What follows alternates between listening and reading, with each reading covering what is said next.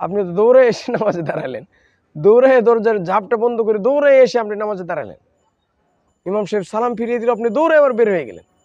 নবীজি সাহাবায়ে কেরাম তো এত স্পিডলি নামাজ পড়ে নাই, এত তাড়াহুড়ার নামাজ পড়ে নাই। যে আমরা নামাজ 5 ওয়াক্ত ঠিকই পড়ছি, কিন্তু অন্যায় কাজেও আমি জড়িত হচ্ছি, অন্যায় থেকে আমি রিটার্ন ব্যাক করতে পারছি না, ফেরত আসতে পারছি না। নামাজ পড়ছি, আবার সুদি ব্যবসা বাণিজ্যও করছি, নামাজ পড়তেছি আমরা, আবার ঘুষও খাচ্ছি, আবার চুরিও করতেছি, ওজনেও কম দিচ্ছি, মিথ্যা কথা বলছি। এগুলো কেন হচ্ছে? সম্মানিত প্রিয় ভাই, আমরা আমাদের জীবন চলার পথে যে কাজগুলোতে আমরা অভ্যস্ত থাকি, এই কাজগুলোকে আমাদের যখন বোধ চলে আসলো যেটা অন্যায়, সাথে সাথে ওখানে ব্রেক হওয়া উচিত, একদম থামা উচিত, কিন্তু আমরা পারি না। এই জন্য রাসূলুল্লাহ সাল্লাল্লাহু আলাইহি ওয়াসাল্লাম আল্লাহ তাআলার পক্ষ থেকে আমাদের একটা ঔষধ নিয়ে এসে দিয়েছেন, নামাজ। কিন্তু এই নামাজটা কি আমরা সঠিকভাবে পড়ছি কিনা? খুব তাড়াহুড়ার মাঝে অজু করলাম, দৌড়ায় মসজিদে গেলাম, গিয়ে কোনো মতো নামাজটা শেষ করে ইমাম সাহেব যখন সালামটা ফিরিয়ে দিল, দৌড়ায় আবার চলে আসলাম। আপনি চিন্তা করেন যে যে যে একটা দৌড়াদৌড়ি। আপনি একটা গ্লাস পানি খাবেন, এই পানির গ্লাসটাতেও তো আপনি পানিটাকে থামার একটু চান্স দেন। একটা শরবত বানাচ্ছেন, ওখানে আপনি স্লোলি একদম আস্তে আস্তে একটা শরবত বানাচ্ছেন পানির গ্লাস, যেন পানিটা না পড়ে। আপনি একজনের সাথে মোবাইলে কথা বলছেন, আপনি কত ধীরস্থিরভাবে কথা বলছেন। আপনি চিন্তা করেন, আপনি খাবার খাচ্ছেন, খুব গপাগপ আপনি খেয়ে ফেলছেন? নিশ্চয়ই না, আপনি স্লো স্লো খাচ্ছেন, একদম আস্তে আস্তে খাচ্ছেন। কেন? গলায় বেজে যেতে পারে। তাহলে আপনি চিন্তা করেন, আমার প্রত্যেকটা কাজ আমরা আস্তে আস্তে করতে অভ্যস্ত, ভালোবাসি। কিন্তু নামাজের ক্ষেত্রে তাড়াহুড়া কেন ভাই বলেন আপনি? যখনই নামাজে দাঁড়িয়ে গেলাম, আমার যত ধরনের তাড়াহুড়া আছে নামাজের ভিতরে চলে আসলো। তাহলে নামাজে আপনার মনোযোগ থাকবে কিভাবে?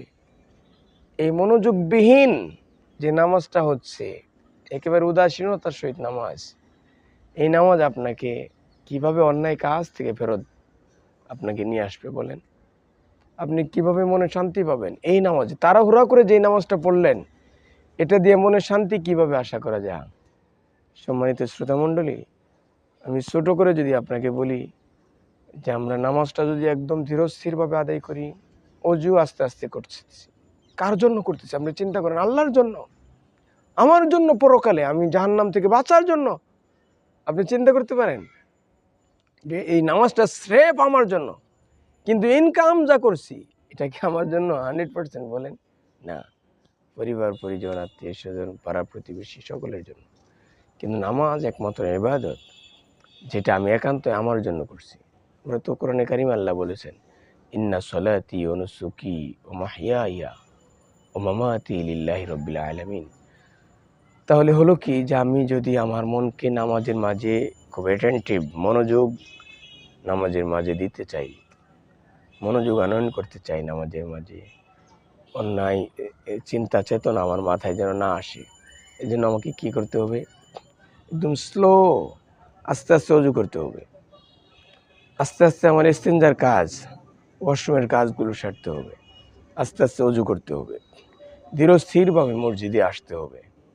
মসজিদে নামাজের আগেই মসজিদে এসে ধীরস্থিরভাবে বসে থাকতে হবে, ওয়েটিং, অপেক্ষা করতে হবে। এরপরে যখন নামাজে দাঁড়িয়ে গেলেন, স্লো স্লো সূরা কেরাত যা রয়েছে, তাসবিহ তাহলিল, এগুলো একদম ধীরস্থিরভাবে আদায় করতে হবে। আপনাকে আমি বলছি যে আপনি একটা সময় আপনি পরীক্ষা করে দেখেন, একটা ওয়াক্ত আপনি পরীক্ষা করে দেখেন, যদি এত আস্তে আস্তে আপনি নামাজটা শেষ করেন, নামাজ শেষ করার পর ইমাম সাহেবের সাথে বসে আপনি কিছু তসবিহ জিকিরগুলো করতে থাকলেন।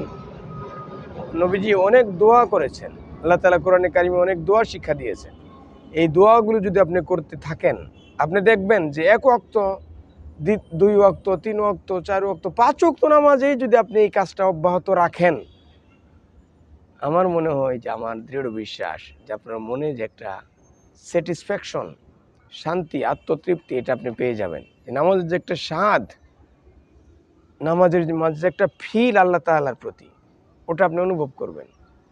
এবং নামাজের মাঝে 100% ইনশাআল্লাহ আপনার মনোযোগ নামাজে আসার অনেকটা আপনি এই ক্ষেত্রে অগ্রগামী হয়ে যাবেন। অনেকটা অগ্রসর হয়ে যাবেন। দেখবেন যে আপনার মাথায় নামাজে দাঁড়ালে এই অন্যায় কথাগুলো, বাহিরের কথাগুলো আপনার মাথায় আর ঢুকতেছে না, বারবার আসতেছে না। এই জন্য আমরা অনেকেই বলে থাকি, হুজুর নামাজের মাঝে দুনিয়াবি অনেক কথা মনে পড়ে। কেন মনে করে বলেন? আপনি তো দৌড়ে এসে নামাজে দাঁড়ালেন, দৌড়ে দরজার ঝাপটা বন্ধ করে দৌড়ে এসে আপনি নামাজে দাঁড়ালেন, ইমাম সাহেব সালাম ফিরিয়ে দিল, আপনি দৌড়ে আবার বের হয়ে গেলেন। নবীজি সাহাবায়ে কেরাম তো এত স্পিডলি নামাজ পড়ে নাই, এত তাড়াহুড়ার নামাজ পড়ে নাই। এই জন্য সম্মানিত শ্রোতামণ্ডলী, সকলকে রিকোয়েস্ট করছি যে আমি সহ, আমিও ইনশাআল্লাহ চেষ্টা করব, আপনি আমি সবাই মিলে আমরা চেষ্টা করব নামাজটাকে নামাজের মতো পড়ার। আল্লাহ তাআলা আমাদের তৌফিক দান করুন।